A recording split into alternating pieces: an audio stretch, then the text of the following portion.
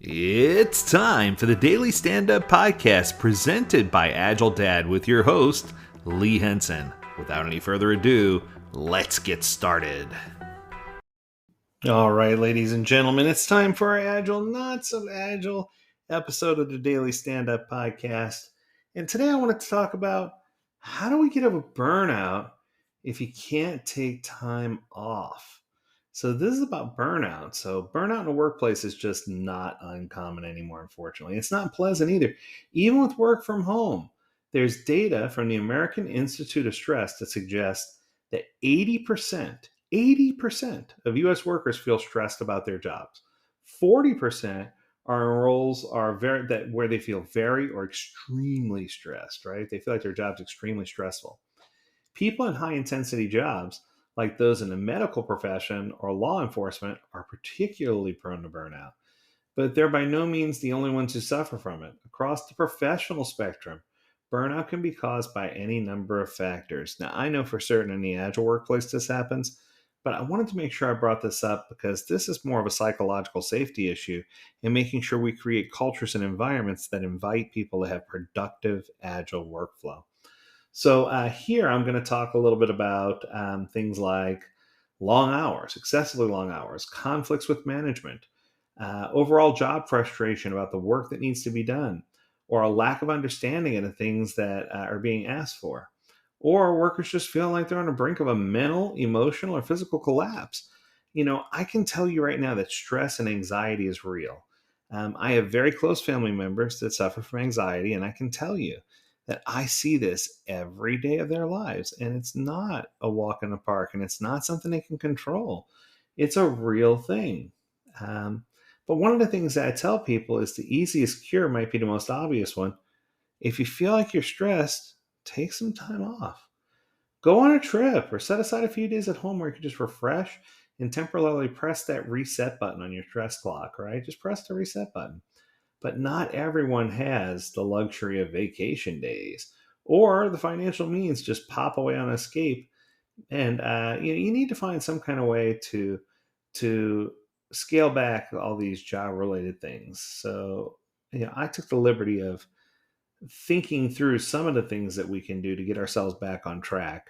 And I came up with a short list, and I want to kind of give you this list. And it's not a long list, but it's an interesting list. So the first thing we probably want to do is recognize the signs of what's happening. So the second you start feeling burnt out, you need to do something about it. There are three big signs. I think this was Ellen Hendrickson that said there are three big signs. The first is emotional exhaustion. And that's exactly what it sounds like, a sense of being drained and unmotivated and tired, both physically and psychologically, right? Another symptom is something called depersonalization, a substitution of characteristics for an actual person.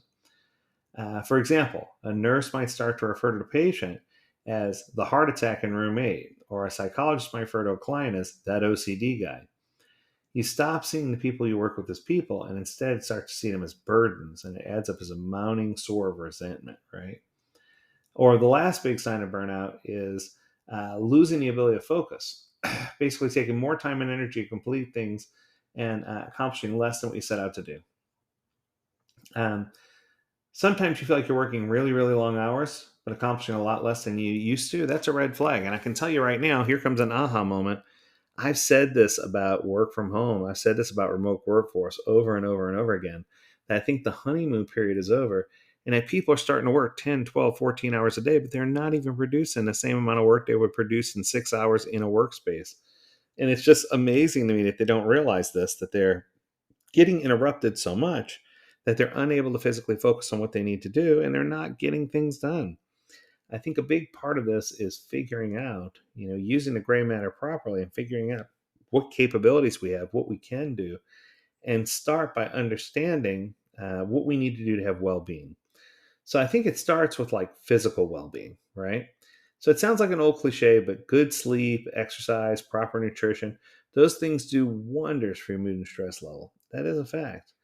But also, I've seen so many.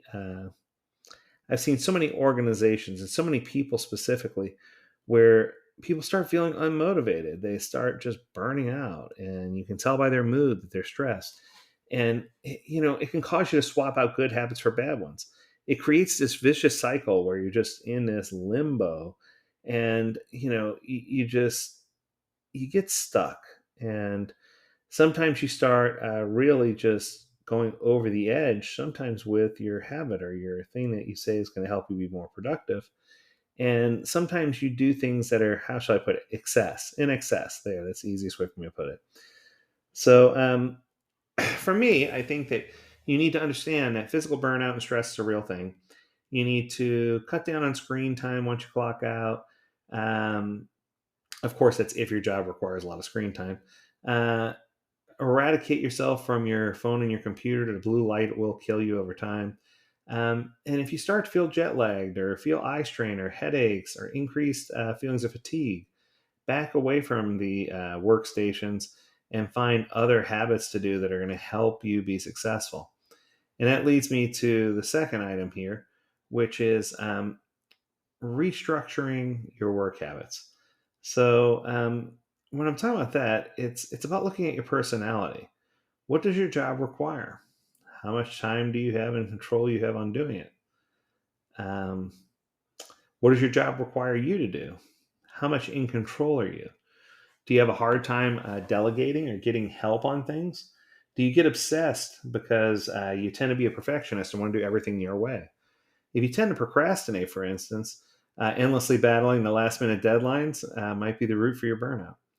If you feel like you've taken on too much, but you're not willing to tap out and assign things to others and delegate, that could also be causing you issues. So you need to make sure that you restructure how you do your work and envision yourself in a perfect work environment. Take small, realistic steps to get there and write things down so you can remember which steps you took to get from step one to step two to step three. Because I think every single step you take is important and it makes you a more beautiful person. All right, diversify your life outside of the office. This is a big one. So, if work was draining your energy, then figure out a way to do something that's not work related on your off hours that you enjoy. Read a good book, cook a good meal, even if it's a recipe. Take a Spanish class, learn Spanish. That's what I'm trying to do. But just make sure it's something that you want to do and not something that you think you should do or you're obligated to do. And if you can do that, that's going to help. Last one, recognize and know when you really need to get away. Sometimes, no matter how hard you try to make the best of your burnout, you just really need to take the time off. And I'm telling you right now, it's better for you to address your mental health situation, your crisis, take your time off, and don't feel like you're overburdening or taking over what someone else has, because you're not. Um, you need to alleviate some of those headaches and understand that you are an amazing person, and that there are going to be opportunities where you have the chance to make a difference in the workplace. But in order to do so, you have to be in that right state of mind. So for me, if you're feeling burnt out, do something about it. And when I say do something about it, it doesn't mean tell somebody else about it. That means figure out internally what you need to do to spin the wheel to get things moving. Okay, that's going to do it for this episode. I hope that you enjoyed it. I hope that you have an amazing weekend. Yeah, I look forward to talking to you on Monday. And until then, I encourage you to stay healthy, stay well, and stay agile, my friends. Until next time, do take care. See you on Monday.